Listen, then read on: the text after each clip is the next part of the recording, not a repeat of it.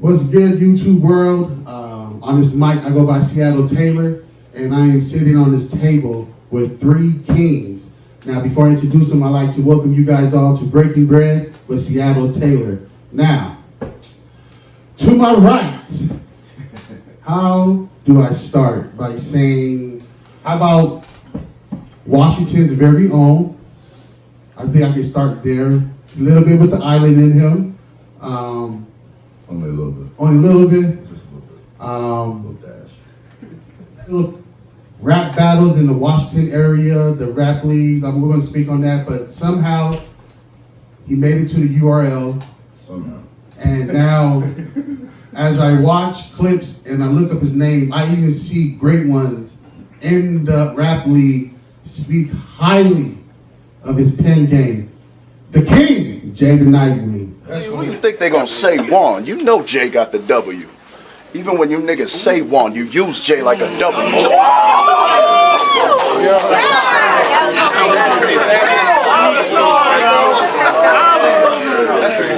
Even when you niggas say Juan, you use Jey like a W. See, I'm way out in front of you. If life's a bitch, you got your way out in front of you. So don't make this about race. Get it? Cause I say you way out in front of you. That just mean I'm a stepfather, nigga, and I stay out your mother's room. I'm bad for business. If you ever seen a family t-shirt and you're trying to figure out how it made its way around Washington, you full poly, right, Mike? Yep. A Polynesian who's from... We're gonna have to do the end century. No, I love it. This is what we're doing. We just found out he's 2% black. The results came in. I knew it. Look. We going to Marty. I'm talking about when you mix California gay and Washington, you got something special. And this brother is Cali and Washington, I have to say both. And his brand is family. And don't be surprised if you're in California or you're in Japan or you're in Florida or you're in New York and you see somebody walking around with a family brand t-shirt or a family brand beanie or a family brand socks or what else we got? We got a match. Family brand match. Yes, don't be surprised because the vision wasn't thousands or millions, it was billions. And that's his goal and that's what he's doing. Respect and love to my brother Mike. Hey, welcome to the table, welcome to the table. Now, this brother, I say that strongly because this is my brother.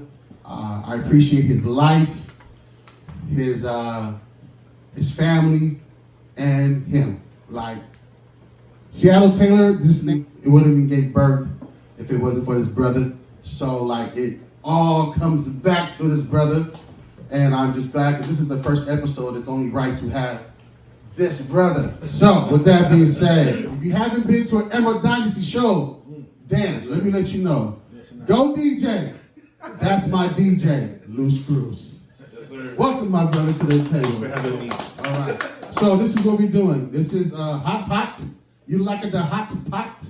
So this is the broth, regular broth, little tang, spicy, and then whatever you want, you just grab the tongs, the scoop with the. That's your spoon right there, Jesse, with the seaweed. Okay. That's your spoon. You got your spoon. Yep. So whatever you put in, that's your spoon right there. You just take out with the tongs or your spoon, put it in your bowl. There's rice, chicken, corn, callo. What's good, everybody? We'd like to welcome you to Breaking Bread with Seattle Taylor. My name is Seattle Taylor. I'm sitting at the table with three kings of their very own lane. And so we about to, talk, ask some questions, break bread. As you guys see, we got the hot pot going. And so, And it's incredible. It's incredible. Is it good? How y'all feel? Is it good? Talk to them. Let them know what you think about the hot pots. Oh, this the one. Y'all missing out. Is this your first time? First timer? My first time. This will stop the coronavirus right here. This was. Definitely. Changing the game. All out here. Good, man. Enjoy. I'm glad you guys are all here, man. I'm excited.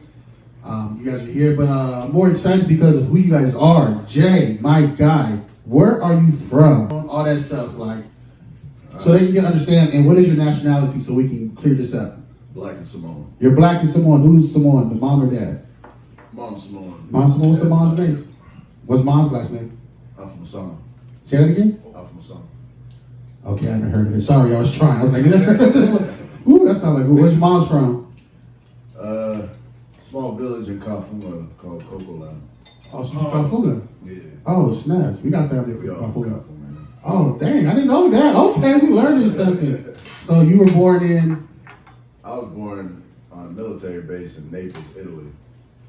wow. He's foreign, y'all. Wow, so Alien bug. what's that, dad? So what's your pop's name? Sorry, I didn't forgot to ask about your My dad. pops is, his last name's Robinson. His first name is Reggie. Reggie, so it was pop's military? How'd you end up Yeah, in? they were both military. Oh, okay, there you go. Yeah. So how long were you in Italy? Sure. That's where things kind of, because they bounce around, you know, military, like they bounce base to base. So my little brother, he came after me. He was born in Connecticut, and I'm assuming they didn't drop me off nowhere, so I was probably in Connecticut too. And then my little sister, she was born in Italy too, so then something must have happened. How many years apart are your siblings, you and your siblings? My little brother 2 years apart, my little sister 5 years apart. So you did like almost 2 years in Italy, Yeah, I think so. and then a couple years in Connecticut, I think so. and then little sis was born In in Italy. Oh, so you we went went back. back. Yeah, I know I did kindergarten in Italy, so I was probably speaking a little, you know, singing my song. Probably had a little something on blanc going on. You know, that's probably French, but Nice. So what, I was like, you win. I skip all the classes. What high school did you graduate from or go to? What middle school did you go to? middle school. Speaking of middle school, while you're thinking, Asa Mercer, how you doing, Southfield? Anyways, Mustangs. I think the middle school I went to was in Florida. Hold up, Florida. Hold on, time out. Let's go. Whoa. This might as well. So we got Italy, Connecticut, Italy, and then you moved to Florida. Florida. Pensacola. Oh, there you go, Pensacola. Okay. Yep, and then I did first grade till seventh grade. I did first grade to seventh grade in Pensacola, Florida. So for the longest, I was considered I just considered myself a Floridian, like I was raised in Florida. But yeah, as time went on, I was just bouncing around all over the place. And then after Florida, it was Kafuma, Samoa. Did 2 years there. So like 8th, 9th grade? Yeah, 8th grade to the beginning of 8th grade to the end of 9th grade. So I was 13 when I got there, and I was 15 when I left. And then we went to Barstow, California, and I was there for like 6 months. Then I went to Tuscaloosa, Alabama, and I was there for like 6 months. Then we came out here, and I was out here for like a good 6 months until I got in a whole bunch of trouble. It's kind of like the Fresh Prince of Bel-Air story. Like my mom's was like, all right, you tripping, so we're gonna send you down to your dad. Maybe your dad will be able to work this out. So we go down to Texas, and this is where I do my second semester, my junior year, and graduate. And that was in Allen, Texas. And then after that, yeah, I came back up here because my pops had enough. He was like, yeah, I don't know. He just wants to gangbang, I guess. And so I came back. So you was banging? Yeah. Mm. Yeah, I was just Out here or in Texas? both. Mm, Yeah, I okay. started out here and then I took it to Texas and then, yeah. But, you know, like it was mainly like a whole lot of identity issues that I was dealing with, and then, you know, I needed to mature in order to see, you know, who I actually was, you know what I mean? Like being black and Samoan, not that that was the only catalyst, but it had a significant like foundation to why I suffered a lot of the problems that I didn't know how to deal with. And you know, as time went on, like I ended up figuring out like, you know, who I was supposed to be, like, you know what I mean? So sorry, what was the question? Good. Bro, just trying to get the understand where you from. You know what I mean? Like, because I'm from everywhere. it makes sense now, because honestly, like, I'm a big rap battle fan. Like, I'm talking about back in early 2000 or mid 2000s. I had that bootleg when Cassidy killed Freeway. I I had that DVD, that bootleg DVD. That was fire. You know what I mean? In the studio with the little, I had it on burnt CDs too. So I'm a He big. was that guy. He was. So I was a big battle rap fan. Well, he got killed on the stage. A couple of times. Yeah. And so as a big fan of that art, bruh, your pen game is stupid, crazy. So like, I like it because now I'm like, okay, you've been around the world. Yeah. So you soak up a little here and there, not even knowing you're listening or being around certain different cultures or different areas. You're Yeah, like, I'm soaking everything in. soaking. Yeah. And now we can see and hear it. Can you speak on when you started to write? When I started to write was like, I think I learned how to write in third grade. Like, You was writing raps in third grade? No, just writing. Oh. Like, my third grade teacher gave me an essay, an assignment, and it had to have a narrative, and then if I wanted to write a fiction, then it had to be a certain way, and we had to like structure it all in a certain way. And I was playing this video game, like this Bugs Life video game, so I kind of just like wrote about that, and like she was tripping out with how well I wrote it, and then I was like, the way that was receptive kind of like taught me like, maybe I got something here. Like, maybe So I started third grade. Yeah. And then rap, like as far as how I got introduced to rap was through Tupac and NWA. Like my uncle, he came from Samoa and started living with us, and he pretty much introduced me to Where was Uncle from? Coffee One. I know. So he was the one showing you the rap music? Yeah. Okay. Oh. There was like only 7 years between us, like, so he wasn't too much older than me. Oh, okay. Old enough to like for me to look at him as an older brother, pretty much, rather than an uncle. Because when I met him, he was like in high school, and I was like 5th grade or something like that. So yeah, we wasn't really too far apart. We was hanging out every day and all that, and listening to hip hop. And I didn't decide to like actually try to start rapping until maybe 2004, something around that. Like when I had this poetry thing that I was supposed to write for, and I just wrote a rap, and then everybody loved it. So I was like, hey, maybe I'm gonna start rapping. Dang, filthy. Yeah. Filthy. Okay. So,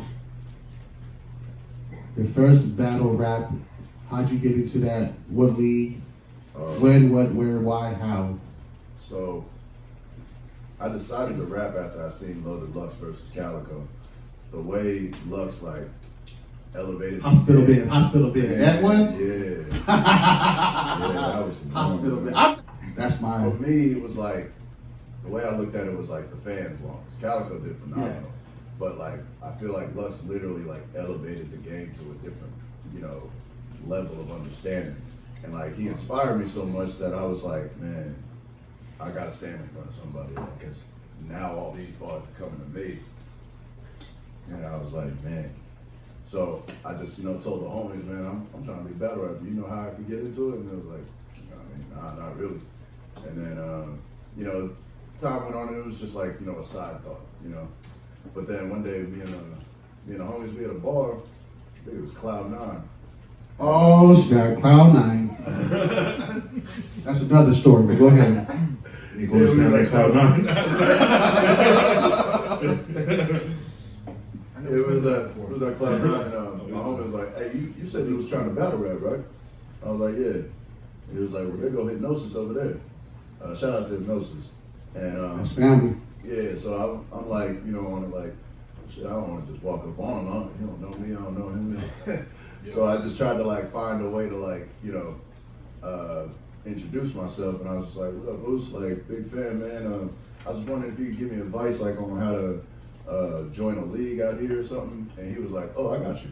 And he like immediately like got on Facebook Messenger, hit up Rome 206, and then they put me on the next card for Ahad Washington. And yeah, that's pretty much how I started. That was like 2014. Yeah, the rest is history. That battle was trash. And the next 5 battles after that was pretty bad. But, it was just, a a lot of people like think that starting out like you're just good. Starting out like nah. So your first couple of rounds of it was. My first couple of years was pretty bad.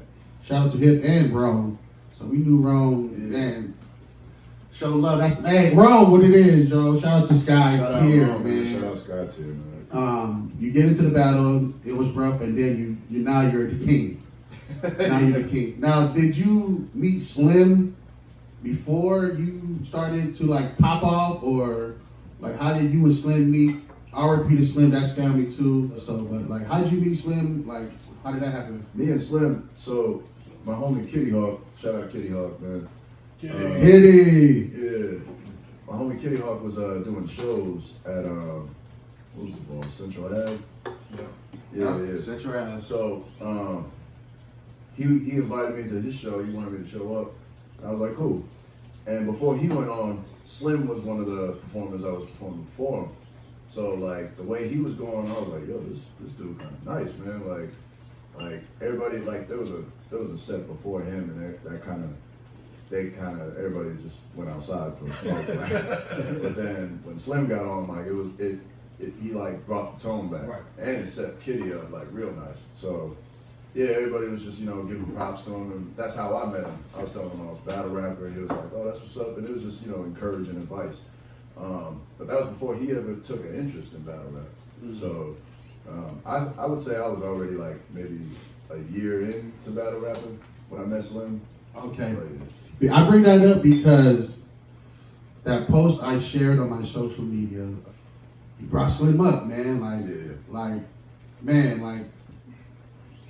Damn, he's gone. You know what I mean? So when I first watched that, I do my cardio, and I was watching when I was walking, because Slim used to call me when he first started. He was asking for advice because he had his first gig of the rap battle. I forgot who was on the card. I think that's the one with the Arsenal. Yeah. So he was the one asking me about he was asking like who do the gig, because Jesse LuceScrewz, we put him on. What show was that we put him on?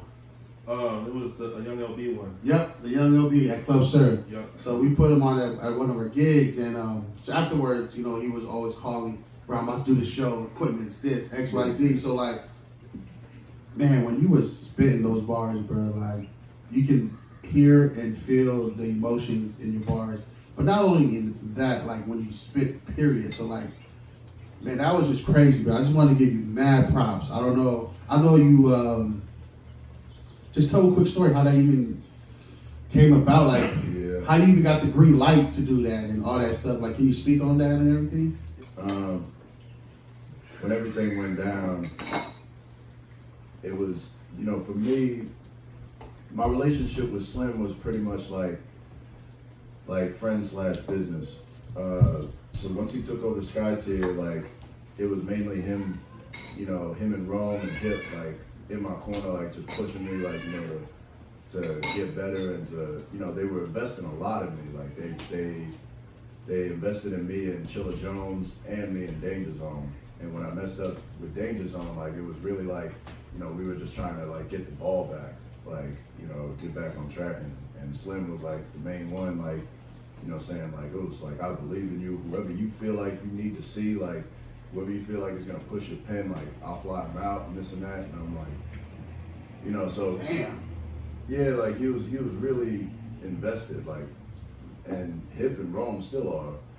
And it's like, that's not just exclusive to me. Like, it wasn't just me. It was he was invested in the entire Northwest battle scene. Yeah, the scene. And like, when we lost him, it was like, at first it was like disbelief, and then when you heard the news, like, how it went down, it was just like damn.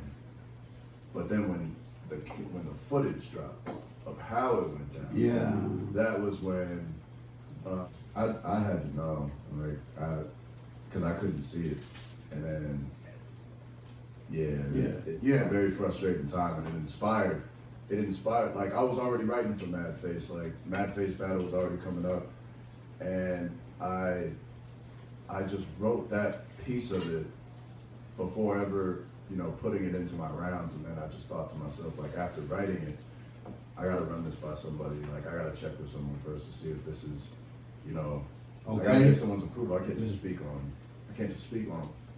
I feel like it's coming from a sincere place. Yeah. So I hit up Hip, and you know, I tell him, you know, the breakdown, like how I'm trying to, you know, do this, and like, but you let me know, like, if I should or shouldn't. It wasn't even so much whether, like, I got the green light or not, but what do you think I should do with this? Like, because if it does more, if you feel like it'll do more good, then yeah. If it's not said, then and this is the conversation you're having with him. And he was just like, well, let me hear it. And then I let him hear it, and he was like, run it. I'll speak for the whole family myself, run that. And yeah, the rest is history. Family myself, run that. And yeah, the rest is history. Like, Nice. Yeah, man. Rest in peace to Slim. Yeah. These type of niggas I don't sympathize. You sit with guys in a living room drinking beer just a bitch and whine about how the government fucked up and how racism is systemized, but all you've done is share a post of our people getting victimized. See, we on different sides. I done seen too much to just criticize. I've been a part of 2 school shootings that wasn't televised because only niggas died. My nigga Slim just died. Nah, nigga. Nah. I'ma talk to this nigga. Nah. See, we on different sides. I done seen too much to just criticize. I've been a part of 2 school shootings that wasn't televised because only niggas died. My nigga Slim just died, and the pig that killed him still made it home before dinner time. So excuse, listen.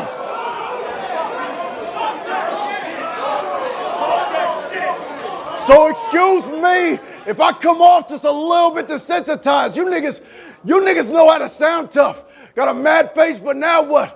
Yeah, it might not be up to you, but shit been going down, bruh. Officer Jared Keller. If not for you, I'd have had a different outcome. I hope you die a decorated officer when niggas light your fucking house up. I mean that.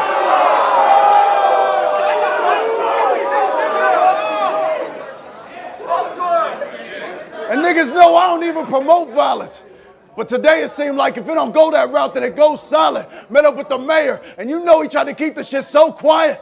He stopped shooting us in the back, and we probably won't riot. My nigga died on his hands and knees.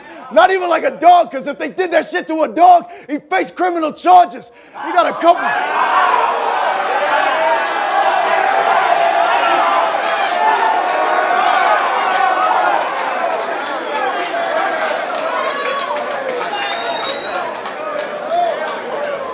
He got a couple weeks off.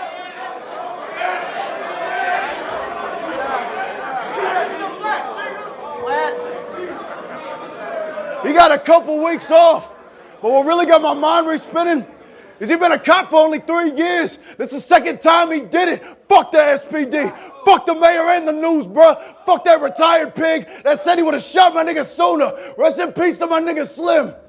This ain't even something he'd want me to do. Big-hearted. He'd probably forgive the officer too. And if he was standing right here.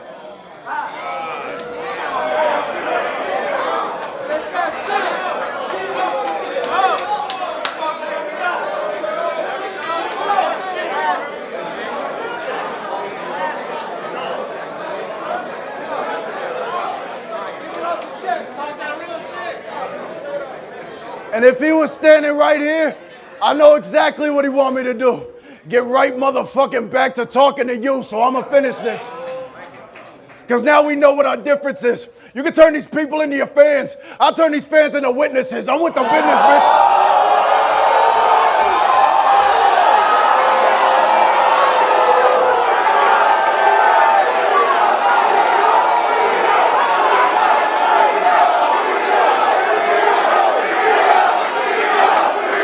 Where you from, and like, how did you even start this whole family? How old is family? And like, what was like, when was the first day you remember yourself say, you know what, damn it, we're doing this? Right. First of all, you know, thank you, brother man. Oh, Thank you, brother Jess, brother man. for blessing Family Clothing the opportunity. You know what I mean? It's rare to come across, great kings, to be amongst tables full of kings. It's an honor. Thank you for blessing Family Clothing and for everything. For you, we go back for days. You know what I mean? From when we first started off, and thank you, Jesse, for giving us that shout out. I think that was a stepping stool, for Family Clothing, and then you guys just blessed us a platform, and we just took the opportunity and try to bless billions and billions, around the world. So with that being said, originally from Long Beach, California. And a shout out to my wife. Today's our anniversary, 15th year anniversary. Happy anniversary, Jackie Kulalachi. Yeah, and shout out to to everybody who's been supporting us from Africa to Florida. Basically internationally. Trying to go globally with it. And being amongst certified, like I say, certified individuals, kings like you guys selves.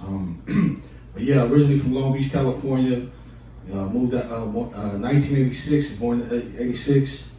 We moved out here, after the riot. So I want to say 93, about 94, 95, we moved up here.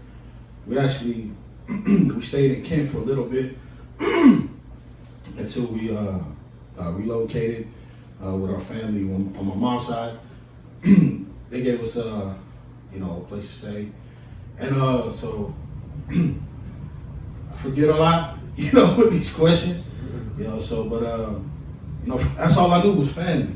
You know what I mean? Family took us in, and it's been I just got tired of working. We said when the family really drop out or come into the scene, it was in the making for like 10 years. So I thought about it. 10 years? What do you mean? So what, were you in high school? I was in high school at the time. When this came 2003. I was just like, man, I knew football was going. I had football going. Got letters from UW, got looked at from the colleges. What position? Fullback and outside linebacker. Yeah. So during that time, it was I think Rick Neuheisel was at UW at the time.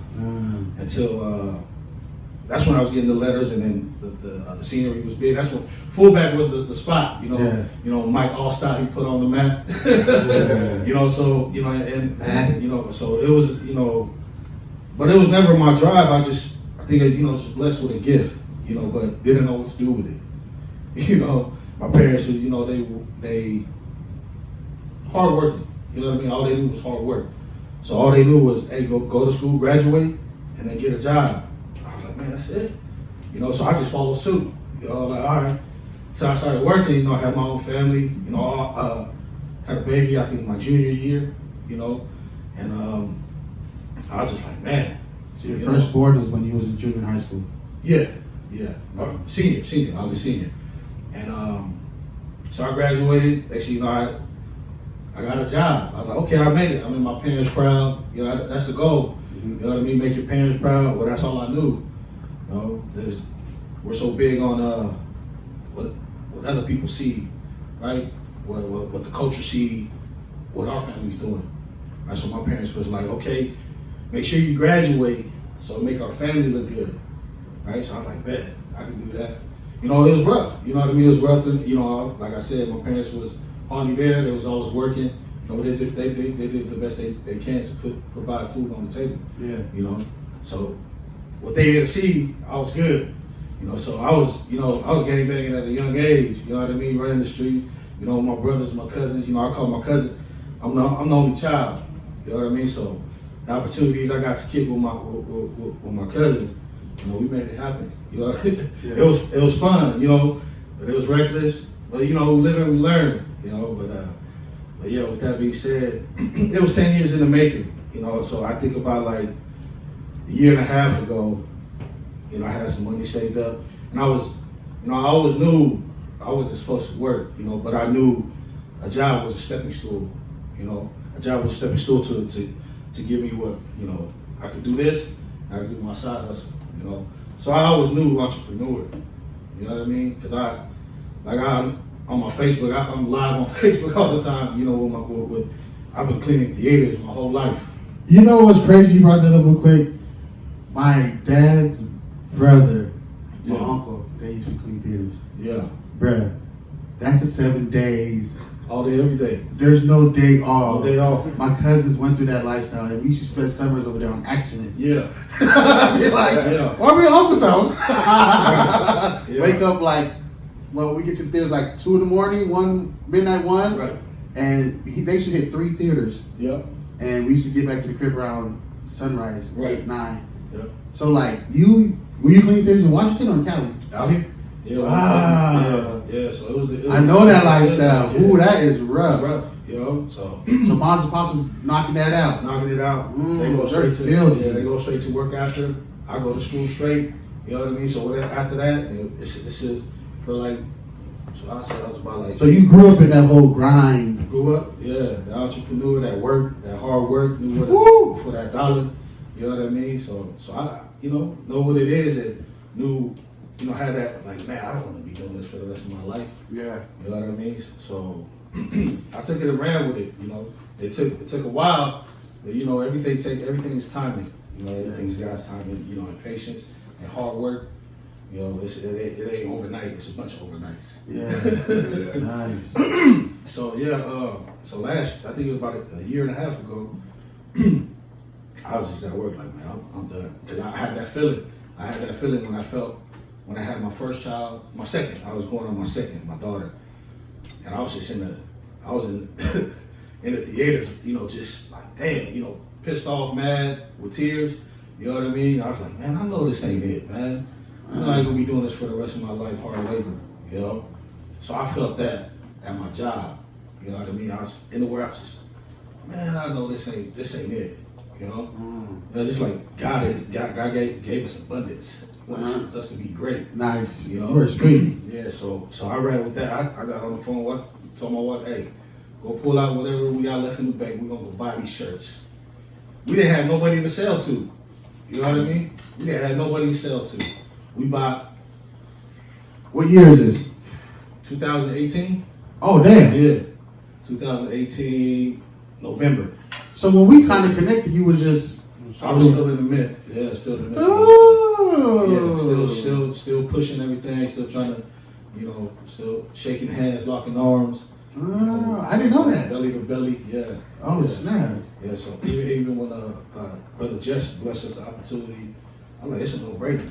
Shot it straight to the from the Follet straight to from Tacoma all the way to Seattle. You went to downtown to the went to venue? the town. You know, had the car parked. They had no parking. I was like, you know what I mean? You know, I'm like, man, bump it. I'm gonna leave the truck right here. I'm gonna run this to. You know, he was a shot. Like, I just shot it to the security.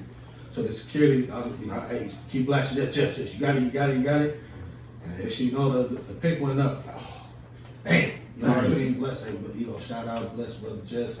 Yeah, DJ LuceScrewz. Yeah, and then everything snowballed after that. You know, a lot of trials and tribulations, but worth it. Yeah. You know what I mean? And plenty more to go.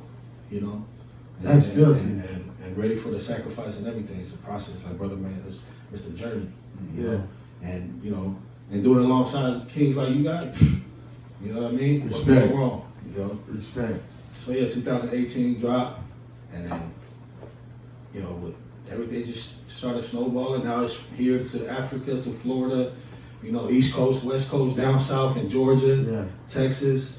I love when I randomly go on social media and I see you posting, shout out to out here in Africa, or shout out to whoever's in the military out here rocking the shirts. Like you can see the love is genuine. Like I think that's filthy, bro, because it's like that's hard to portray. Right. You know what I mean? It's either you see it or you don't. And clearly you can see the support you have for family. Right. And that's just first of all, you and your wife alone, you know what I mean? Like I think that's the foundation. Yes. And everything else just falls in play with all of that, you know what I mean? And respect, right? One, I didn't know it was 2018 you started to do your thing. I thought you was kind of, you know what I mean, a couple years in the game. So that's dope to learn, because the way you was moving, you were moving in so much confidence. Experience. You was moving like, I'm like 5 years in this. Yes. Just hungry. Hello. I was gonna say, what advice, if like you could give advice to somebody that wants to like start out and become like their own, you know, business owner, like and get established the way you're established. Like, what advice would you give someone who just needs to make that step? Just learn. A lot of reading. You know, learn from other people's mistakes. You know, there's a lot of people like Fubu. You know, what is it? John Damon. You know, and Sean John, Jay-Z with Rockaware. Just learn from, you know, do your study. You know, save up your money, hard work, you know, and go all in. You know, go all in. You know, there's gonna be doubt along the way. You know, but you know, you keep telling yourself, you know, you the best, you the man. I can do this, and know your why and your purpose. You know, and put God in everything you do. And nothing's impossible through God. You know, and hard work, persistence, consistency. You know, and keep your head up. You know, you don't fall down, just get back up. I like the reading part. What do you read? What are you reading? Robert Kiyosaki, Rich Dad, Poor Dad. You know, and I do a lot of audio. Yeah, it's like, to me, like, it's kind of boring to read. So, you know, so I if I hear it a lot, I continue. Ask me on the daily. That's smart. So I'm straight audio and just put everything in action. You know what I mean? You got to put, you know, what you learn, just put everything in action. You're going to fail. You can't be perfect. You can't wait for the right time, because there is no right time. You know, the right time is now. You know, when you feel like it's, when you're going to do it, you do it now. Nice. Yeah, I got a question too. Like for Mike, like shout out to you and wifey, but like I know me and my wife, we usually bump heads when we do shows together. What I mean, like, how do you guys overcome like some of the you know, decision making when it comes, you know, you guys Like the final say? Yeah. So shout out to my wife. Happy anniversary. But yeah, with it's easy. You know, like I literally, man, I'm blessed. You know what I mean? So she just follows suit. You know, everything. You know, there is no if it's this way or that way. It's anything I say goes. You know, but she guides me. You know what I mean? Like, hey, you're doing too much. Yeah. You know, she holds me accountable.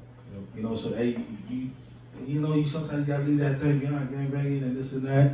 I'm like, okay, you know, so you're spending too much. Like, you know, sometimes it's not about spending; it's about attention. You know, and that's what we're really trying to push out is the attention. How much attention can we get? You know, how much can we? You know, how can we bless? You know, everybody around us and give them, you know, give them a feel of the family. There's the whole meaning behind family love. The whole what it stands for. Forget about me. I love you. And the clothing, it's just clothing. You know, so, you know, and we feel that this is a bunch of reading and That's like a bar within a bar. That's some bars. yeah. What's your last name? Pulalasi. And your family's originally from? My dad's from Salemua, Upolu, and my mom's from Malu. My dad's from the same village. Oh, is that right? Oh, filthy. Yeah, we family 100. Family. Shout out to Family Mike. We're going to keep it going around this King's table. I saved this guy for last. Well, we're not even done. We're going to go one more round or two. But DJ LuceScrewz. So, yeah. Man. Another. I'm going to start with my little story, and then we're gonna meet LuceScrewz and go out and talk. This is what I remember from DJ LuceScrewz. Before he was that, it was Jesse, AC Mercer Middle School, Southend. What it is? What was that? 98, 99 Mercer days? Yeah, 98. Man, dang, he was older than me too, so he's older. Anyways, Not that old. Besides the older. Anyways, we had a squad at Mercer. We had us, Cy, shout out to Cy, Raj, Nate, Doggy. I think I remember I went, Ant. Oh yeah, Ant. Yeah, you're right.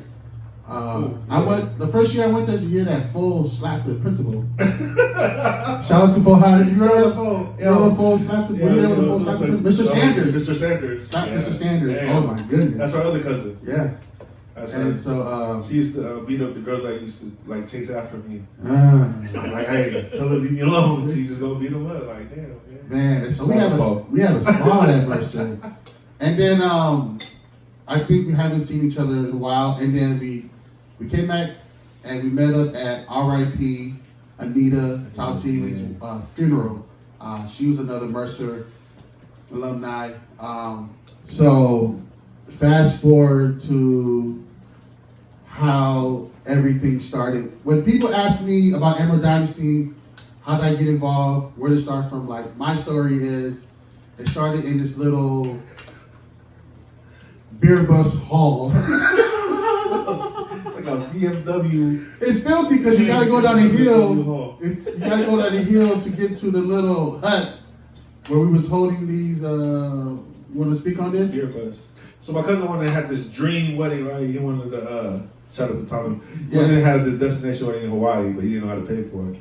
So he was like, "Hey man, let's just do this fundraiser. All you can drink beer, $20, and then you just come in, I DJ, and then there was like $3 jungle juice." The Jello shots or the jungle shoot? Yeah, $2 Jello shots and $3 jungle juice. I was trying to get people arrested. Oh. I was the one in fight? No, Kent. Oh, Kent. Yo. Go ahead and speak on it. Like, this is how Emerald Dynasty started. Okay, so yeah. the whole story behind a beer bus. Beer bus is a thing that happens in Hawaii. It's a Hawaii thing. My in-laws, my wife's parents, they were one of the first ones to start it in Hawaii. And then that's all they do. Just all you can drink. You pay one fee. You get in there. All you can drink all night. Music and everything. We kicked it up a notch. We had food. We had jungle juice, Jello shots. And We had a bar inside of we had the hookup from the kegs from one of the Kegs, Columbia man. workers, man. Shout out to Columbia. Shout out to Columbia. Dude, man, we was even getting the import beer. At one point, we was like, "Hey, man, let's stop giving our people just the Bud Light and the what's the other? The Forest Light. We gonna bump it up. We gonna get some Heineken for our people." But yeah, so we started doing fundraising for him, and man, we was making. We wasn't making money. He was making money for his money. And then after that, it just started to grow. And then he finally made enough money, like 20 grand. And then he started making his money. And then we just started to go on from there. Just continually doing it once a month. So this is the story. This is what I remember was one Friday. It was, what was the max out in that building? It was like 150 too. So I want to say the first Friday I was there helping. It was about probably, I could say 75 to 100. Then I want to say the second Friday or Saturday we did it. It was like, I think it was like 150. Then I say the third Friday, it was 150 in the building, and then probably 100 outside in the parking lot. They couldn't get in because it was. We started doing artists. We started having artists. Then that's when. Remember we started doing Skycap. Yeah, that's right. We used to have Skycap. Skycap came through. Yeah, that's right. Showed us. And then we just had a. It was just DJ all day. Yeah. And then a random, one band. Well, I feel good. Yeah. And then After the weekend. And then that's where everything started to come down. Then I remember Jesse. I guess it started with the. How did we get to Finn? How did the whole concert?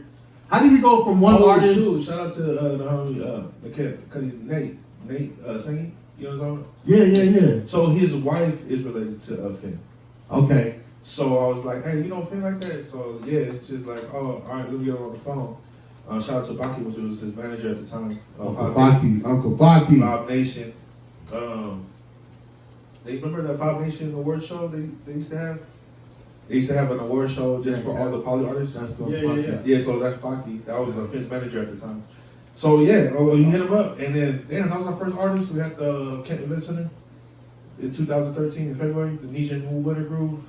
You remember the name too? Yeah. So I have that flyer on my wall. So yeah, flyer on your wall? Yeah. Thomas Taylor and the Crew. Yeah. Thomas Taylor and the Crew. That was the band. I was on a flyer too. I remember getting a text. I got a message from California from my uncle. He was like, "You got a band?" I was like, "I do now." Anyway, so forever to put that picture. Oh man. That's crazy. Thomas Taylor and the Crew. I gotta find that. I'm probably gonna put it up. Post that I'm gonna post it on me. So Can you speak on the headache of putting on a show? And how about let's keep it with the first show. Do you remember the headache, drama, the nerves of the first show? Because I do, but I want to see if we're at the same level. Because we don't speak. Yeah, we don't know. Like, this is us just walking in. Like, we didn't know what we were Yes, doing. thank you for saying that part. We were just lost. And there was a lot of things, like, yeah. I mean, I didn't even really know anyone, a promoter, to even ask for guidance. We just walked in there, like, oh. We just did it. You remember Yeah, that? yeah, we just did it. We just did it. Yep. The Jesse was like, LuceScrewz was like, holler at the artist, I holler at the manager. We had a game plan.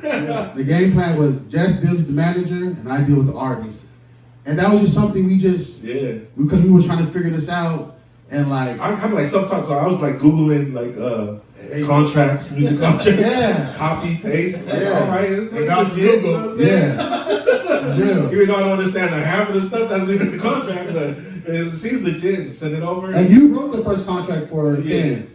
Because of copy and paste kind of shout out to yeah. Google.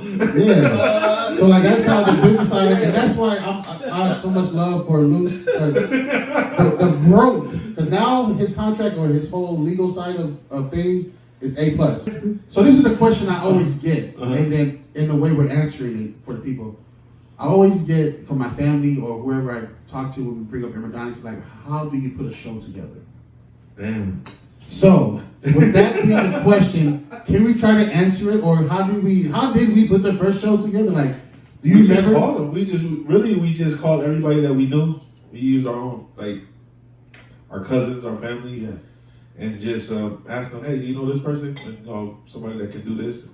And then from there, we just, I remember telling Jess, I was like, Jess, I got a band. I'll put a band together.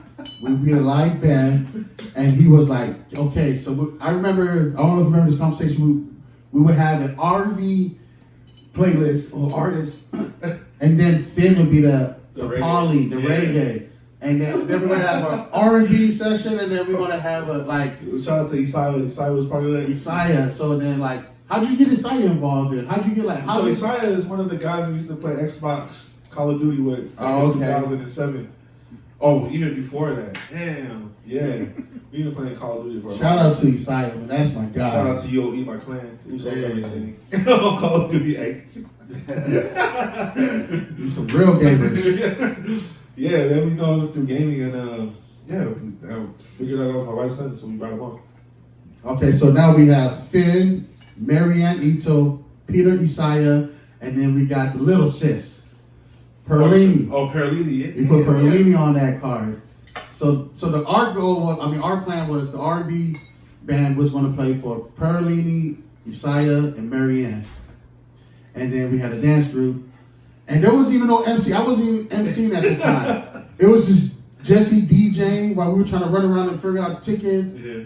We had food, the VIPs. Oh, the VIP was the worst. Oh, the VIP, remember the VIP? Then we had some people in the VIP booth that were, because we had a VIP, each booth got a bottle of Henny. And somebody was grabbing a bottle of Henny and trying to say they didn't get a bottle of Henny. And I was like, no, how we run out of bottles of Henny? Man? Shout out to you, Samoan. We had to deal with that. Pocketing the Henny. And it came in with no pockets. So we do the first show. So here we go. This is where everything starts getting fun. The band is playing for Pearlie. Her set was like, she had 2-3 songs. Yeah. And then we were playing for Peter Isaiah. Yeah. And he had a good set. Man, that boy got mad vocals. Isaiah, man. Woo. And then we were playing for Marianne Ito. She was bad. So we had those 3 artists. All right, so Finn comes in town. And so now we planned, or Jesse did this part with Finn. He booked Finn's own band. You remember Finn's band? You had a band from Tacoma playing for Finn. Oh, so here's the thing. I'm going to be honest. And Finn, I love you, Toko. I didn't know Finn. I didn't know nothing of Finn at the time. I didn't even know Finn's music. Actually, my cousin, Makayo, Chief, he actually showed me his music like a couple days before even Jesse brought this up. Like, we want to do a concert with Finn. Oh, yeah. So I didn't know his music. So I didn't know nothing about Finn. And I heard the music, I was like, okay, you know, Jesse showed me like, I don't know, let's run it. But my band is just gonna play R&B because this is kind of what we know how to do. Find a reggae band to play for Finn, because you know, I'm the drummer, and speaking of the band, I gotta give a shout out to my Uncle John Reed, keyboard, my big brother Tony Terry, you know what I mean, he's on the keys, and then I was on the drums, my brother David Zeno, and then on the guitar we had Antonio. So I put these guys together, I put all of us, we're from different walks of life, whole piece of band. The drummer was okay, but everybody else was A+. But we didn't know reggae. Finn lands. This is a true story, y'all. Finn lands the day before? Yeah, the day before. Day before. Finn gets in. We take him to the hotel. Me, Jess, Finn. Finn goes check in. I'm in the car in the passenger seat, and then Jesse gets a phone call. You remember that phone call? Yeah. What was the phone call? The band. The band for Finn. What they do? They pulled out. They pulled out the last minute. The band that was supposed to play for Finn pulled out the day before. They had the music in what, 2 weeks, 3 weeks, a month? 3 weeks, almost a month. Yeah, so Finn is the headliner. Me and Jesse is like, what? And so the band, what? There was a story. We're gonna let them tell the story. That's none of our business. But there was a story that they just couldn't do it. We remember the story. I remember the story too, very well. But anyways, we're not gonna go there. But the band turned it down. So Jess was like, can we play for Finn? Finn's set was about 8 to 12 songs. Something like that. It was like a 45-minute set. Yeah. It was the first concert. Yeah. And you couldn't leave Finn high and dry like that. You know, but woo, guys, I just want to say it's very stressful to put on these shows, y'all, because people see work. Yeah, people just for y'all to come pay your $15, $25 and just come and just turn up the sure, beat. yeah, you know what I mean? But I remember that first show, man. I remember Finn set, we had to learn Finn's set the day before on the spot with Finn. I remember that, and we did it. We got through it. I believe I tricked off, you know. I know I was bad. I was like, oh my, because we got through it. We made it through, but I know it's going to way better. But that was the first show. Do you remember anything else about that first show? I was glad it was over. Damn, bro. 2013. Now let's get to DJ LuceScrewz with thousands of followers on IG, max out on Facebook, max out on Snap. Here's the thing with LuceScrewz. I don't know nothing about DJing. I didn't know DJ was a real thing. I thought you just push play. Or you go, you know what I mean? I didn't really know the art. Right. Let me tell you a true story. This is why I back up my brother, and I'm on record to say this is probably the best DJ in Washington State. Yeah, I said it. Washington State. Say that. Go DJ, that's my DJ, the best one in Washington State. Yeah, I said it. This is what happened. I went with him. He did a family night at a fob. It was a fob family night. My brother turned that place. I was like, first of all, I didn't know there was so many fob songs. I was like, it's a whole new world. It's a whole and that whole family section, y'all know if you remember, I was with you, which one whose family was. There was even a family from Samoa who was an artist who got on the stage and performed. It was wild. I was like, but for hours, from 9, whenever he plugged in, to when we left 2 or whenever that thing was over, it was like 2 in the morning. From beginning to end, the music was nonstop, and Jesse, he shut it down. And I just remember being amazed. He was playing a verse, chorus, next song. A verse, a chorus. Some songs, just a chorus. Some songs, just one verse. Some songs, just a half a verse. And it just kept going. Can you speak on, man, just how'd you get so filthy with this whole, so before you answer that, I went to a fob, he shut it down. We went to the crowd was Millie. It wasn't really a poly crowd. He shut that down. And then we go to a poly crowd, he shuts that down. My man is playing Mexican music, and he don't even understand the words, but for some reason, it just fit into the crowd. He knows how to please the crowd. That's why I stand 1,000% behind my brother. You know, wherever he go, we go it's where we at, bruh. You know, what I mean? That's why I stand firm, and even whatever extra stuff that comes with it, we swinging at it because you know you're filthy. So can you just explain your background DJing, who'd you look up to, like how'd you hang your hat on the DJ? Because now this thing is real, bro. This is your life, and like, at what point did you want to do it, and at what point did you dream of doing it, and at what point we woke up like, damn, this is really real. Like I'm DJ LuceScrewz. People are taking pictures with me. You can't go to song stores. It's still to this day. It's Yeah. crazy. Like, what the hell? So yeah, where you from and everything? How y'all build up? Damn, I'm born and raised in Seattle, Southfield. Southfield. Yep. And then, yeah, you know who's always taking advantage of those inner city late night those programs, just like South Shore? Yeah, South Shore. They used to give out free DJ classes. Shout out to DJ Bonsai at the time. DJ Bonsai. DJ Bonsai. Bonsai. Yeah. So he was shout out to the Massive Monkeys. Those were our Yeah. Lazy. Shout out to my guy Lazy. Lazy. That's my guy. And then Sam and everybody. Massive Monkeys. All South man. So I was like that one small kid with all the Filipino break dancers. You were. He was. I was like, I'll vouch for that. Yeah. Because I was into shoes. I was a big sneakerhead back Him then. and David. Yeah. Shout out to David. We used to skip school just to go get David the food. that came out. Yeah. Oh my god. That's how I fuck with the Filipinos, man. We was all big sneakerheads back in the day. We still are.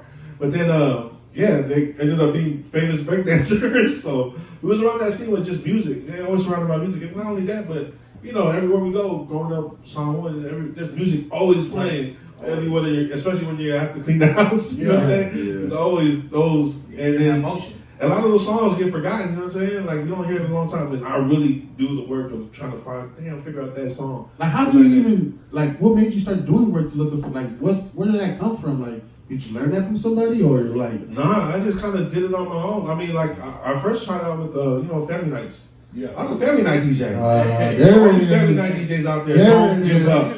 Don't give up, family night DJs. Don't give up. You know? That's why I There it started. is. You know, for free.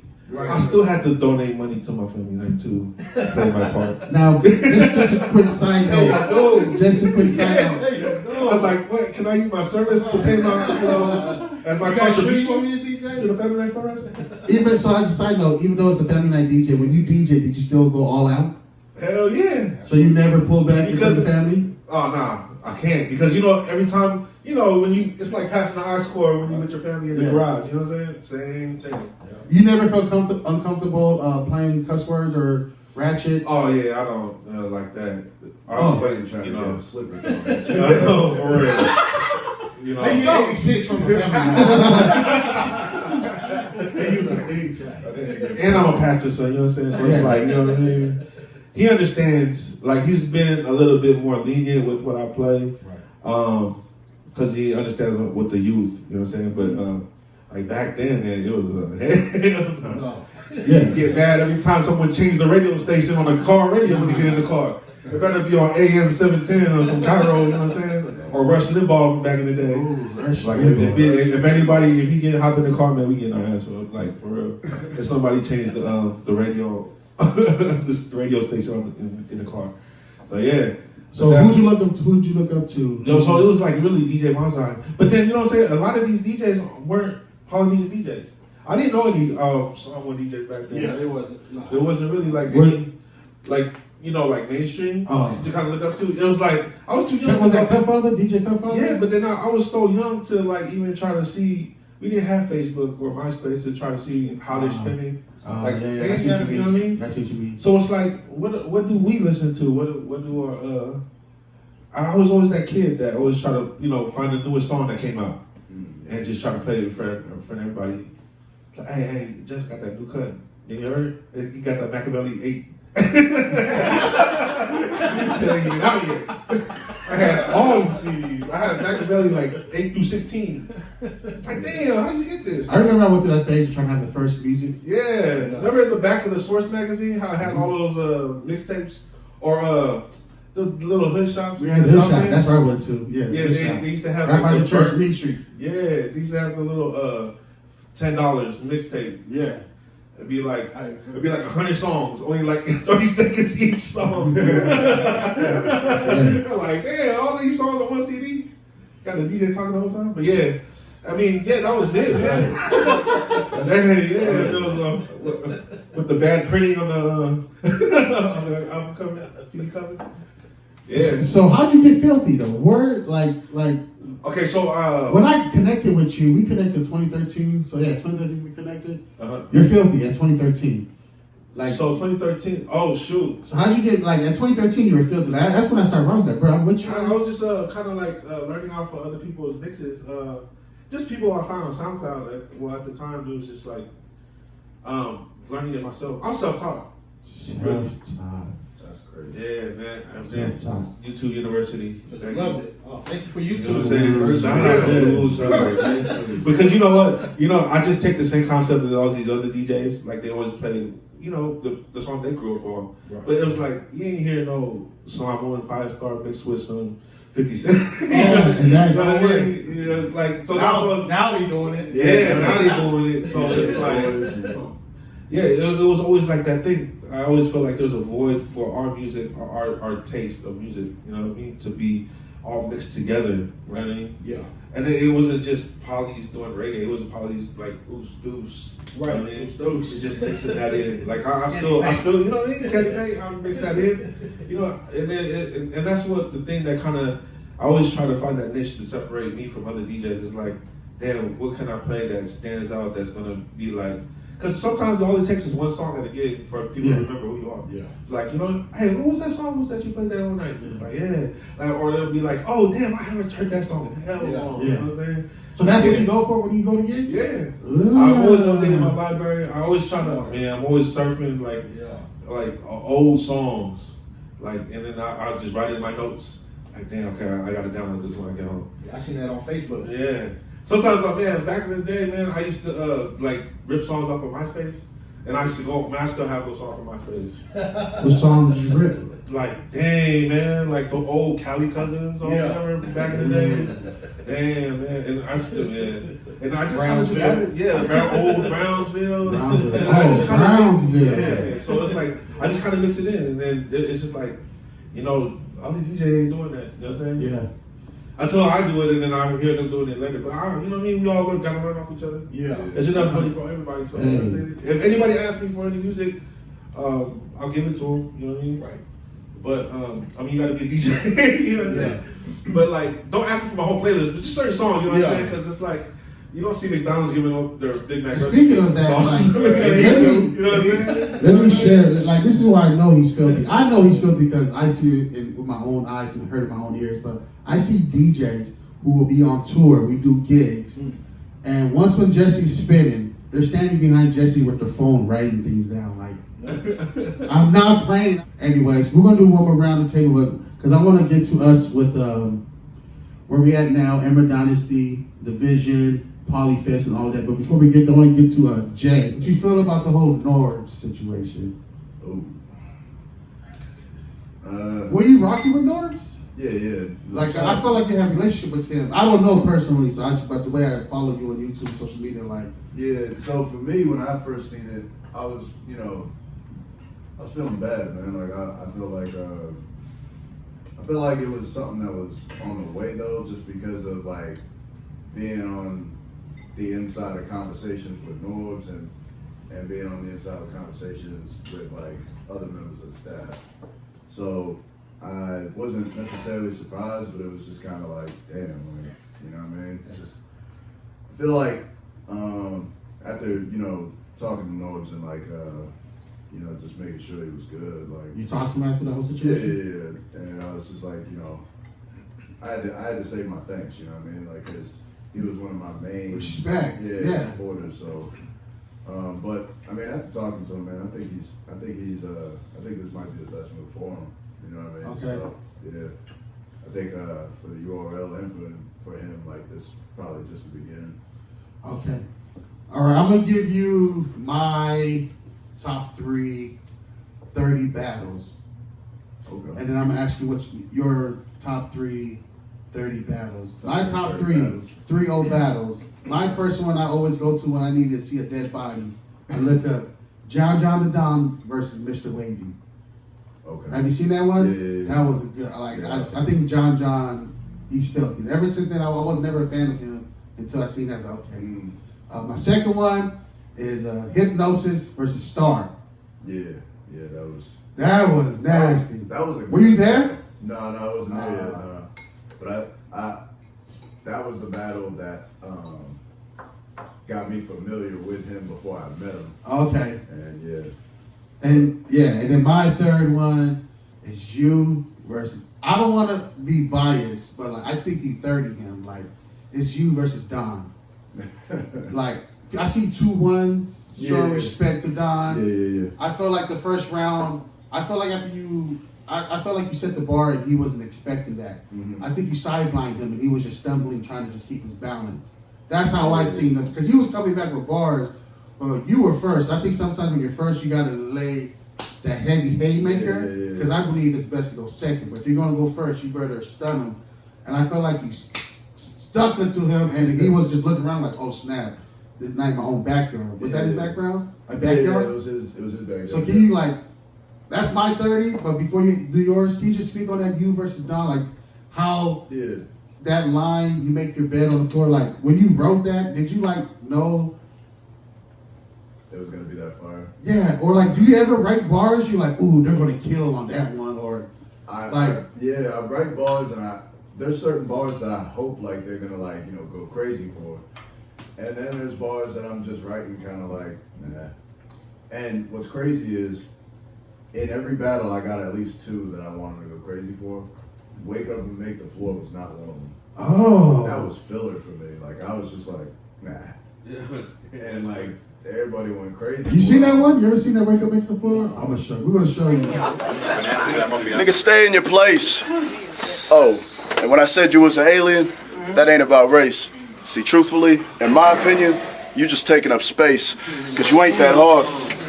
What you gonna raise the bar with some racial bars? What you take me for? Fuck your hustle. When it come to the struggle, nigga, anybody can play that card. See, I came from cold showers. All my ooses know, but see, most was broke. Nigga, Jay was poor. I ain't have a mattress till I was 16. I had to wake up and make the floor. Nigga, life was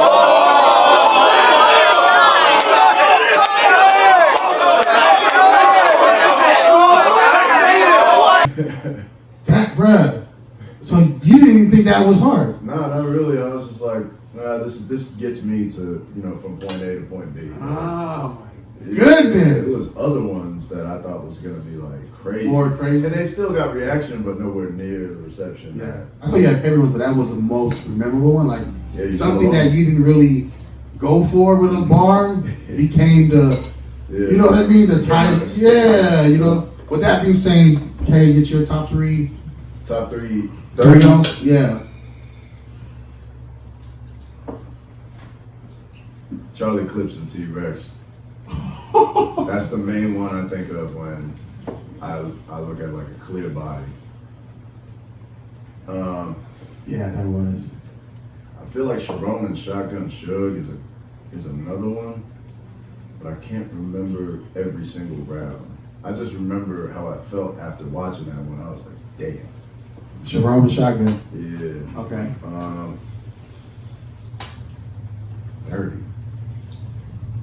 I'd have to say me and Emerson Kennedy, because that was like, You 3-0. no, him 3-0. So I'm reading the comments. Okay, you brought that up. I'm reading the comments. I'm getting 50-50s, 45. You But know what I mean? that's because that's why. But you're telling us. Yeah, because I was there, so I'm in the environment. All the action is taking place, and I'm front row center. I know what he was doing. You know what I'm saying? Like that man was punching my fucking head off, like, and it was nasty. Like, yeah, that was a good battle. Still, like I think I didn't just die, but for me, like it was a clear 3-0. Like, Okay. yeah, but because those are the kinds of losses that I enjoy because I learn. Okay. And like the next time I'm able to come back stronger from them. And because if I just win all the time, like you're just gonna stand in front of the same Jay every time you see him because he just keeps winning. Like there's no need to change. But when you like, you know, throw him in, you know, the line of fire with someone who can literally just punch through all your defenses. Because Emerson Kennedy, when I made like my defense, I structured it in a way that it couldn't just be like, you know, penetrated straight through. You couldn't just go through the front door with it. Like, you could bark all you want to. You could, you know, try and push me around or something, or it's not going to work. And that's the way my defense was set up. But with Emerson Kennedy, he literally just went through the front door. He was like, nah, I write on a level that is just Nice. like some of the punches he was structuring was like, it was like in ways that like it's just crazy. Like, it was crazy to me then. Now, like, I've studied it enough to like, where You know how to handle it? Yeah, I kind of got an understanding of it. But that's the thing. He's also a student to the game too. So like, as I'm getting better, he's getting better too. Yeah. So Nice. you know, I could safely say, if we were to go back in time today, I could beat that Emerson Kennedy now. But me and Emerson Kennedy today is two different animals. Yeah. If you real quick, can you share how you got to URL? Can you share the phone call or the text or the email? How did that happen? Who were you with? Yeah. Or did you talk to the crew you was with before you jumped ship, or like how did that go down? Like, shout out to Kelly and 4MCs. They basically reached out to a guy that was working with KG. KG is one of the like 3 main guys that be scouting, but he scouts mainly on the West Coast. But there's this cat named Floss that helps him scout periodically, and he's the one who got in touch with Kelly and got in touch with me, and he was just trying to like see if, you know, he could get me on the card. Him and my boy Yak out there in Cali, shout out Yak, they both were trying to get me on the card, but it was like a difficult time for me. But you know, one thing got worked out after another, and then me and the fix happened in Los Angeles. Yeah. That was my first opportunity to, you know, get the chance to battle, and it was kind of like if you did well, we were going to drop the footage, and it was going to drop on URL. If it wasn't a good battle, you're not. Yeah. so was a contract involved? Nah, not for that first one. Okay, it was just run it. Yeah, just run it. And the contract. You okay with that? I mean, it was just kind of the foundation that was set up. Okay. And I was just kind of whatever about it. It could be better. You know, like even now with the contracts that they got now, you know, I'm looking at it like it could be better, but I understand. Yeah. You know, I understand why you make these decisions and why you set the contracts up the way you set them up. If I was in a position where this wouldn't be beneficial for me, I wouldn't, you know, sign. But I just so happen to be in a position where we could both benefit. Okay. So, yeah, Nice. it kind of just. So you killed Fix. Yeah. You did that. It's P. Well, KG, you know, let me know like that footage was gonna drop, and it was P. Shout out to P, who hit me up and was like, "Yo, I seen the battle, and I'm like not even past the first round. I just wanted to call and let you know you're fired, and I'm gonna be watching, I'm gonna be paying attention."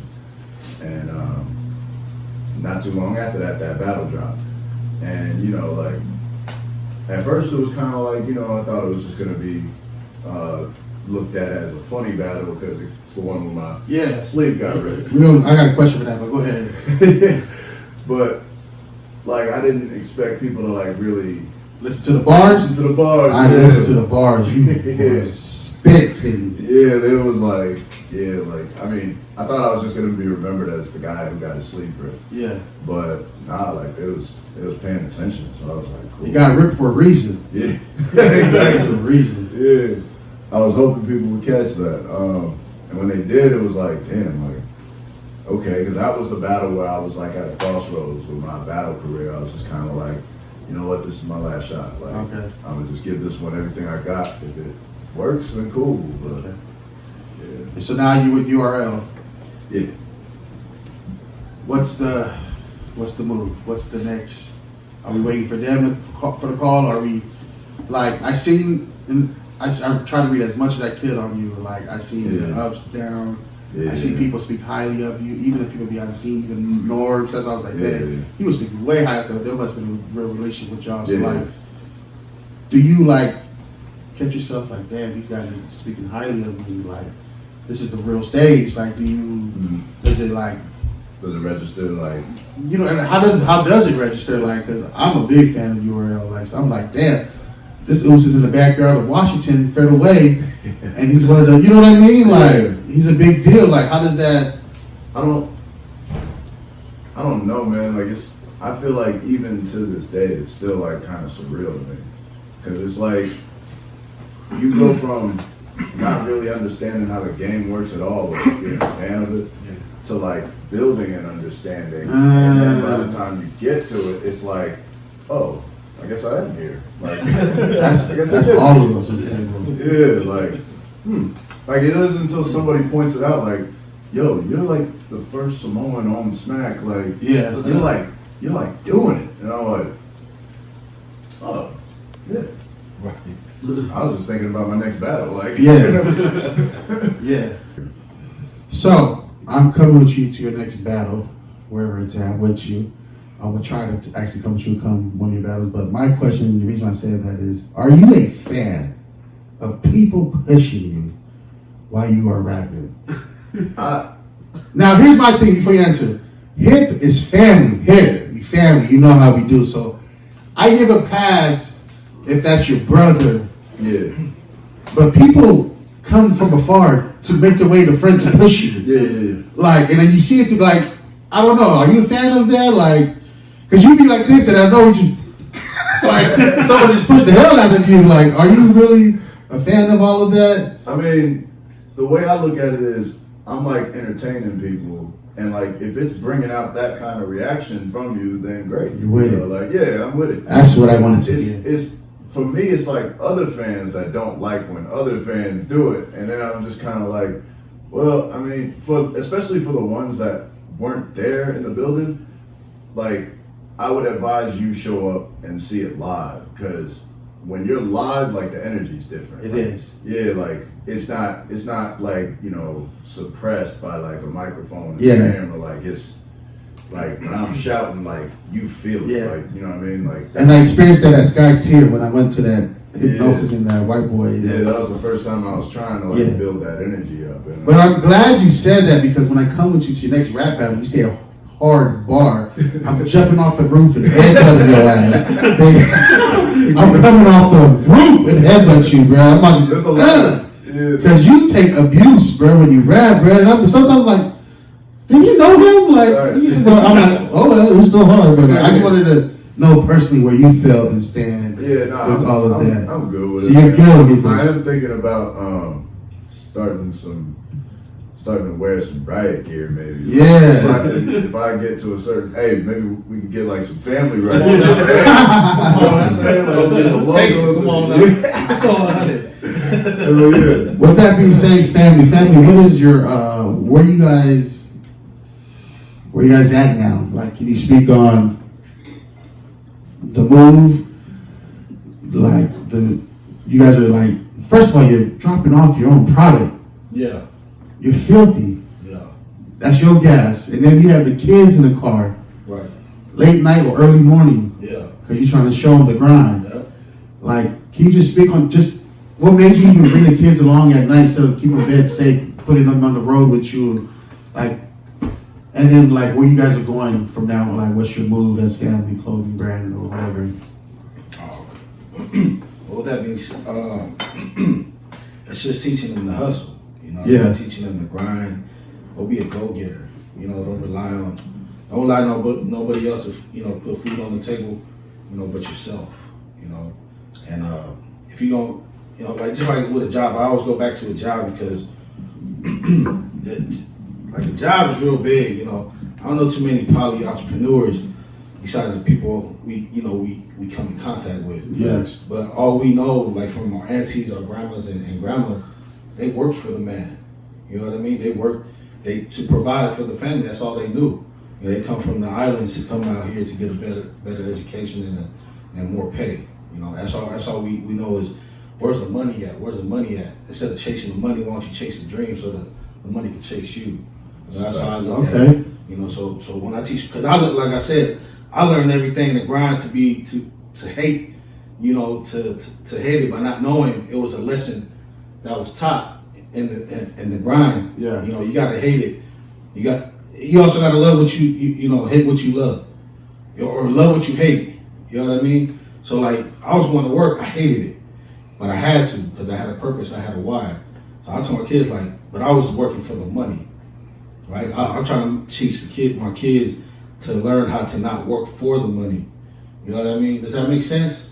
Yeah, I'm with you. You know what I mean? I'm with you. You know, that's what I you know, learned. I was working for free when I was, you know, cleaning movie theaters. So whatever I found on the floor or the, you know what I mean? That was The wallets? The wallets. Oh, man. And I would look up. Oh, man. You know, that's So if any of you still missing your wallet, Oh, man. Hey. Well, how about my uncle would be like, "Do you guys find a wallet yesterday?" We got an email. it was real, you know, coming from nothing. You know what Yeah. I mean? So I wasn't stealing, you know? Yeah. You was Somebody finding. lost it and I just found it.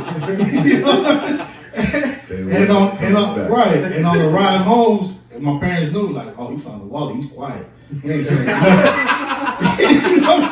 He ain't saying nothing. He's still awake and he's just back there smiling. I'm just, you know, what you do? Oh, nothing, just ready to go to school.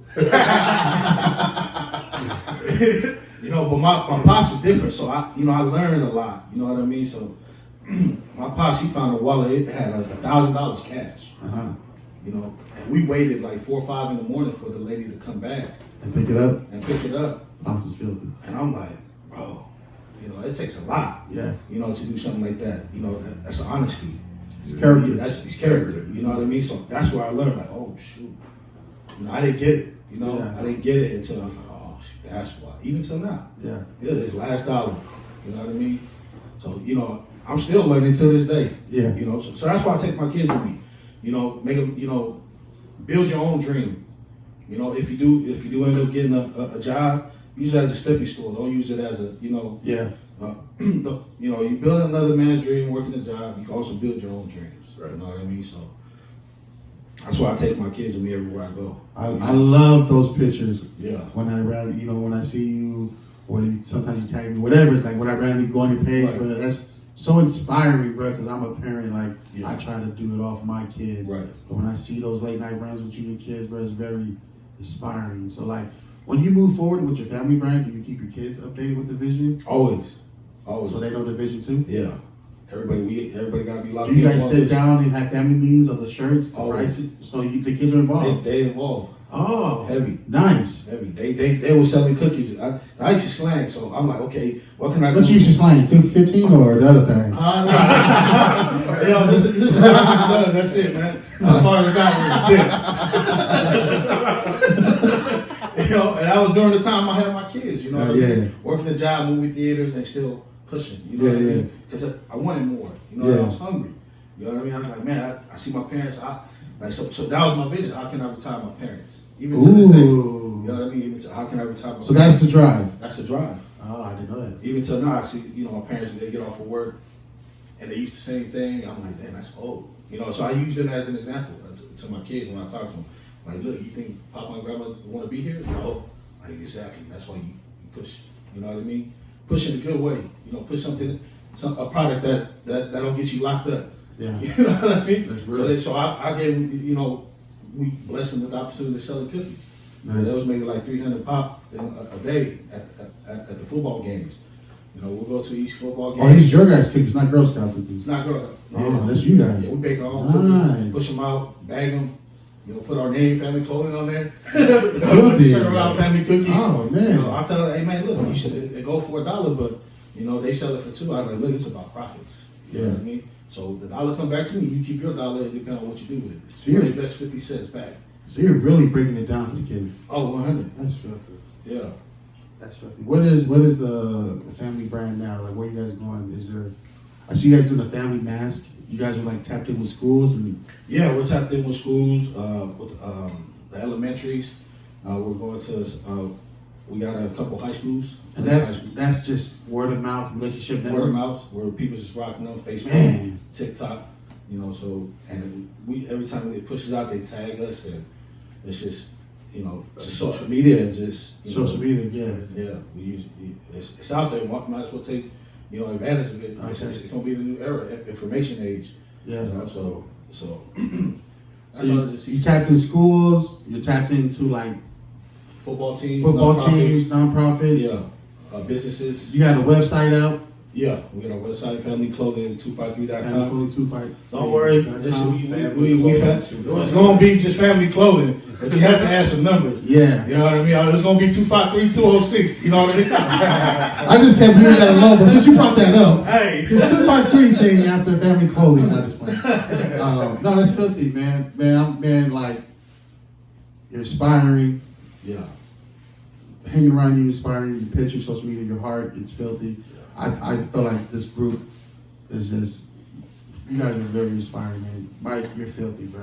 Love and blessings to you, your family, man. Anything I can do, where to help the cause, I'm there for it, man. You know what I mean? Yeah, I need a shirt so I can wear it to this tournament. oh come on now. Because Let me know when you out. Yeah. Is it like you probably might take that flight with you? Yeah. I think that's where we're all coming. Well, I actually, might need an intro. Walking down the. This nigga brought his own DJ for his own intro. He is not playing. No, for real. Man, DJ LuceScrewz. Yes, sir. We did a Polyfest. Yeah. We did a Polyfest at Auburn Supermall. Did I say it right? The outlet collections. You got an outlet collection. The outlet collection. Shout out to the staff. All right, Polyfest. Last year, the first year we We're a part of were a part of it. 2 years ago. 2 years ago. It was a Polynesian MC, Polynesian DJ Yeah. for a luau. No, it was Rock the Lot. Rocked a lot, Bring the Ohana, Brino Hana. which was a Hawaiian thing. And you got this call a week before the gig or Yeah. 2 week before the gig. A week before. We show up, we knock it out, and we had a total of how many people? There, probably like 100, 100 200. in the middle of the I park. think though, throughout that whole day, it was a Sunday. Yeah. I think 500 the whole day. But like that came and gone. But yeah, it came and gone. Probably at one point we had a max of 30 people, 20 people Yeah. in front of us, and we was in the middle of a parking lot. So It was a Hawaiian thing. It was a Hawaiian thing. Yeah. So that finished, and then they go, listen. I know. Then I hit him up. I was like, "Hey, what if we just do something different? Like, you know, I tell him I'll do all these shows. Like, what if you just let me kind of run it? You know what I'm saying? So. And what was their first response? Like, no? They were like, "Yeah." I mean, I was showing the pictures. You know, give a little presentation, and then show them how it could be. You know what I mean? Possibility of it being as big as it was last year. Okay. So you throw this idea. Uh-huh. We're trying to run it. We need help. Angela, man, I'm sorry, boss lady, Red Line, and she helps out behind the scenes because we need paperwork to be pushed forward with the city. Yep. Because you was trying to do a lot. You know what I mean? So shout out to Ange. Shout out to Ange. You know what I mean? You always gotta have that one person that has that. Cause she's very She can talk. professional, Yeah, in that business world. In the business world. Yeah, Like, she's I very, can't. Yeah, I can't. Ange, She's the one. Yeah. She's the one that can break down that barrier. You know what I'm saying? Yeah. So we have with the corporate world. Yeah, basically. corporate world, yeah. Yeah. So I was like, okay, as you take over, because I come in. You know what I mean? I come into the meetings with sweats and fitted cap. You know what I'm saying? She's coming in. You know, everybody else got suits on. I'm business. Like, oh, this is my work clothes. Ange is always. Talk different language over there. So Ange is doing that. We're at your house one random day, putting all these names on the board, putting the programs together. You remember that? We had just the time slot. We had 3 stages. We had 1 outside, 2 in the mall. We had how many DJs? You had 5 DJs. 5 DJs. How many dance groups? Damn, you had like 6, 8 different dance groups. We had about performers. yeah, like 15 performers. performers, and we had to time frame them. All of them rotating. 11 in the morning to 8 at night. Yeah, to 8 at night. And rotating each stage. Rotating everything. Jeez. And we had to break that down. So each performed at least twice. And Two to so three times. here's the funny thing about it. We went to work on that boy. Yeah. And we made sense of it. Yeah. And we bullseyed. And we had a filthy schedule. This is the behind the scenes stress no one gets to see. You see the fun part when we do the show. But putting it together, well, bruh. Polyfest weekend. Next weekend, we turn up, y'all. We built up for this Polyfest. Yeah. So last year we had a total 500 walking through the crowd for all them hours, probably 20, 30 people at one time at least in front of us. Year number 2 is Emerald Dynasty. It's Rock the Lot, Polyfest. The total number, 6,000. 6,000. Yeah. That whole day. Go DJ, that's my DJ LuceScrewz. 6,000. At one point, we probably had 35 in front of us, four in front of us. We had family booth up in there. Yep. Shout out to the family. We had they sold out. Sold out. Yeah. Sold out their They booth. still talking about it. Yep. Lacey. Yeah. Yep. We had a couple of food booths sold out before the show was over. Yeah. You know what I mean? They ran out of food, so everybody ran over to Man. Wendy's and it spilled over to other restaurants and businesses. And that was in that parking lot that was making a hell of money off the polys that was coming here hungry. 6,000 people, LuceScrewz. How? Why? It was free. It was free. It was free. That year before that was free too. Yeah. So there was something else. It was the artists. I mean, not just man. It was just everybody's contribution as far as support. I mean, we had Mike, also pushing in family Foley. It was pretty much just trying to involve everybody. Yeah. No matter how small or big your business was, or small or big your dance group was, we incorporate everybody. And that's why this is my brother, because I didn't know if he knew what I was trying to take him, but look, this is why we had 6. Because this guy knows how to fold all these networking together. That's his gift. I'm more day on. He plans, but the day on, I'm there. Whatever is coming our way, we're swinging at it. But before we get to that day, man, bruh is really putting things together behind the scenes. No, I gotta give it to Thomas too, because not only is he an MC, but right when you see him get off the stage after you announce somebody, he's in the back working. He's doing as much work as me. Oh yeah. I'm like, go ahead, Tommy. You can go and tell. Oh yeah. That's the team. He's not taking a break watching. We stay working. We stay working. And I'm not just the MC or the drummer or the driver or the sound guy or the setup guy or the breakdown guy or the security. I'm not just yell at the sound guy. Yeah, or where's the DJ guy? I'm not just that guy. But anyways, real talk. These numbers, people show up. I suck at social media. I'm trying to be better, but Jesse, LuceScrewz know how to put that together, and I think that's one of your biggest blessings. You know how to. I randomly went on Facebook or whatever, the whole Polyfest, and or whatever I was on. I don't know, you was on my computer or something. It was just you were hitting every booth. You were communicating different booths, and checking just this, that, check all that stuff. I'm bro, I can't do that. That's not my gift. I hate reports. I get in trouble to this day writing reports you're supposed to write, for my job. But I feel like you're very strong in that area, and I feel like the reason they rock with you like that, because same thing, even with family, you have a genuine heart. That's why your heart, Luce, is crazy. So we are going through Polyfest. We have all these people. There is so many behind the scene issues. We don't even worry about that, but we kept going. Yeah. Can you speak on, has there ever been a time you had issues the day before the show or the day of the show and you were ready to be forget it? You gotta keep going. That's the thing with my brother, man. For some reason, I'm man, I'll have to deal with this later. Yeah, that's the thing. Polyfest 6,000, DJ LuceScrewz. I don't think we slept that whole 3 We did it. days. Yeah. We did it. That because we had a concert before that Friday night, and we had a crazy line. Shout out to Fia, the whole team. Yeah, man. Miss Epo, Johnny, the whole squad.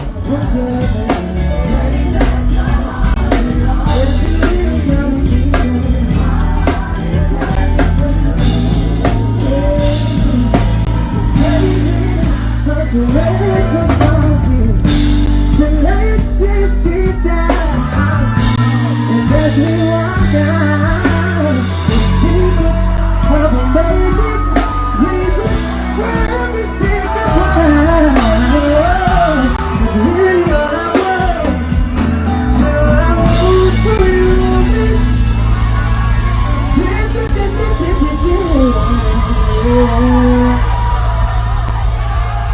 Say all I want for you is together with a different feeling.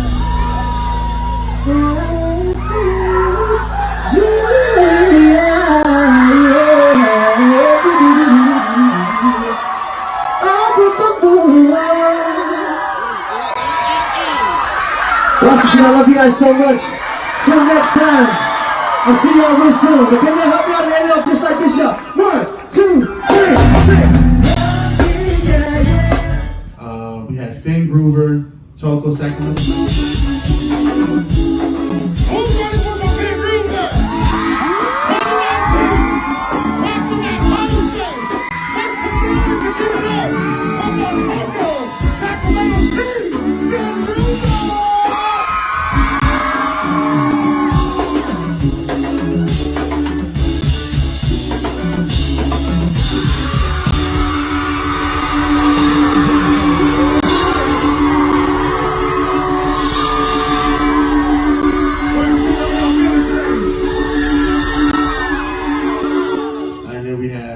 OG Potty, Big Potty.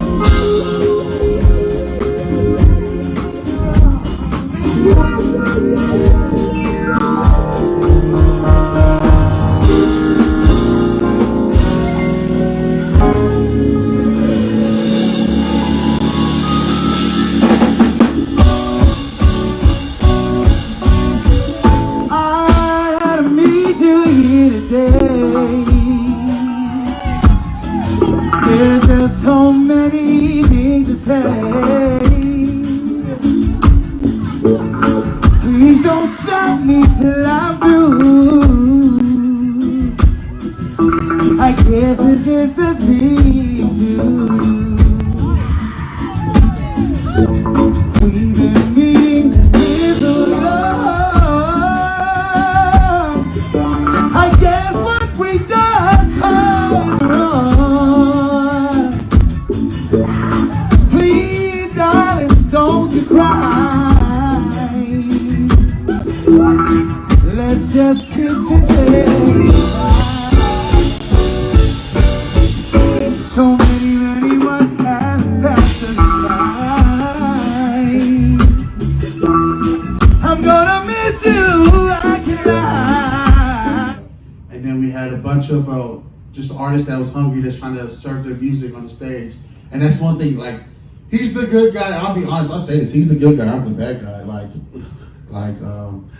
I tell him, bruh, stop putting people on the car.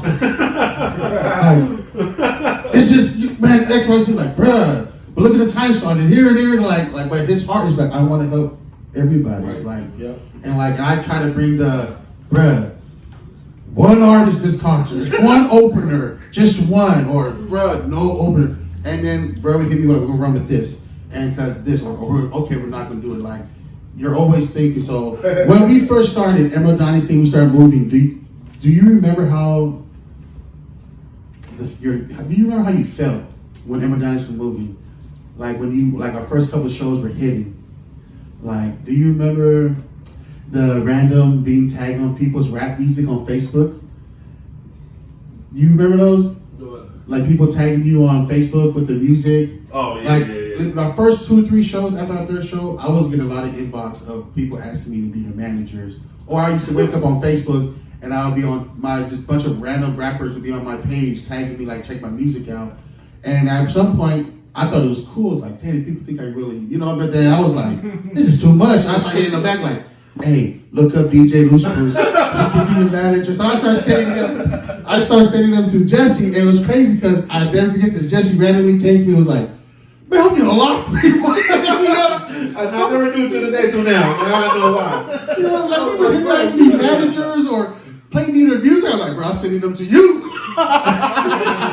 People thought I worked for a radio station. I was like, what do you want me to play this song? I was like, at the time I wasn't even playing in the club, so I was like, man, what do you want me to play in my living room? That was funny too, bro, because I remember that whole. Now I know why. Yeah, man. I just brought that up because like it low key kind of changed, literally my life, your life, our life. Like we kind of rooted in the Seattle scene with the poly music, the concerts from Spawn. Shout out to my brother Spawn, Finn, everybody that we messed with. Like so, like, did you imagine this? I guess 2013 to where we at now, 2020. Nah, I didn't. It's just taking one day at a time. You know what I'm saying? Yeah. Like to me, it's almost like Jay is like another battle, get prepping you for another battle, but not really, looking from the outside in, just kind of looking at it as a whole. Do you remember the first person ever actually take the picture with you or came with you? Hey, you're DJ LuceScrewz. Do you remember that experience? Damn, yeah, I did. Where were you at? Who was it? I was at Walmart. Walmart? Right? And Always Walmart, man. I know, right? Walmart. You was at Walmart. What happened? We had that. Remember that artist, Waller, Brittany Waller? Yeah. I was with her, and then we were walking through. It was before the Latasha Lee show, and we were walking. It was like, hey, you're DJ LuceScrewz, and then they were like, oh, you're Brit, and then it was like, come get a picture in Walmart. So Nice. I never forget. That was the first time ever, and I was like, yeah. It was crazy. I remember mine was at Safeway. It was after that first concert. It was random. It was so random. But my best one was in Utah. I felt like, man, there was a lot of pictures and we was taking pictures in Utah. There was one at Walmart where I think I might get in trouble if my lady see that one. I was with the kids, but I was by myself. And this lady wanted to take a picture with me. I was like, all right, cool. But then we posed and I was like trying to picture that in my head, the way it might look. And I'm like, Yeah, that's gonna look like we the family. My wife feels like sometimes I don't post her enough where I'm posing like I'm a single father. So it's like, okay, wait. It's like you're in my profile picture. Like, what I mean, I get that you know what I'm saying? conversation. It's like, I don't know. So, and then who do you think in the Polynesian artists It's gonna. who do you think, you know what I mean, like That has potential. like we have our pocket Yeah. and you play the music and you mix it with the mainstream music, but it's not mainstream, nor I don't feel close. So like, who do you feel has that artist power to, because I know Tan's making a move, Tan. Spawn, Finn got that groove, like Jay Boog is doing his own, he's in his own world. He's a GOAT already. Shout out to Jay Boog, but like who do you think has that? That's hardly. Or do you think the poly music will find its own channel on the mainstream? Yeah, I Like, mean, Polynesians, we have the buying power to make our own, Make genre celebrities, successful. You know what I'm saying? yeah. I mean, we have like a consensus of over 1 million, in the U.S. So, I think it had to be Sammy J. I mean, Sammy J. Oh, okay. Yeah, Sammy J makes sense. yeah, because he just has that voice where it's just it can be on the reggae, but it can transcend into something, Yeah. R&B. Yeah, because that vocal range is just not Yeah. just on the reggae. It can go into It's all churchy. genres, you know what I'm saying? Yeah. And just take over. R&B. So yeah. Okay, I like that. You guys, do you listen to poly music? Yeah. Who's your? I don't really like Poly rap artists. Anyway. poly rap. I'm not sure. Because most of the poly music I listen to, it's my lady listening to it, and I like it. And when I want to hear it, I ask her to play it. I don't know who these. Is it rap or is it like either radio or? Some of it is. I'll give you an example. Like when I think poly music, like hip hop, rap, I think Booyah Tribe. Like that's what comes to mind. Rack 10. Yeah, like Ado. Ado would probably be the most. Ado would probably be the most recent Samoan rapper that that I'm familiar with. What happened to him, by the way? Like He's about to drop an album. All right, for sure. Shout out to A though, his album about to be released. Yeah, tomorrow. he just dropped this single. Yeah, he's fire. Drew Deasy. Yeah, Drew Deasy's another one. Ado's good people too. You listen to Poly? Yeah. Who's your playlist or who do you listen to? Oh, Fiji, man. Fiji? Fiji. Yeah, Fiji. Lock Spa. Oh, yeah, all of them, man. Tanel. We all grew up on Yeah, Fiji, though. we go. Yeah. That's a good one.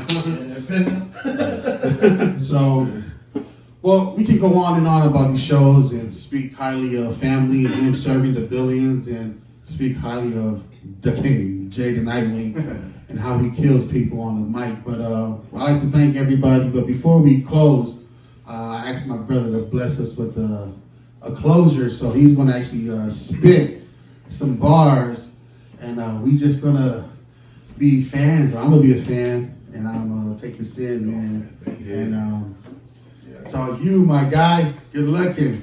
I was there. I said, so for us, it's either football or wrestling, right? I think that's where I'm gonna start. Told my oops, this battle shit popping, you know. They feeding turtles to sharks. This circle of ours got no one person in charge. Don't call backup, don't back up, don't even reverse when we park. It's a different upbringing.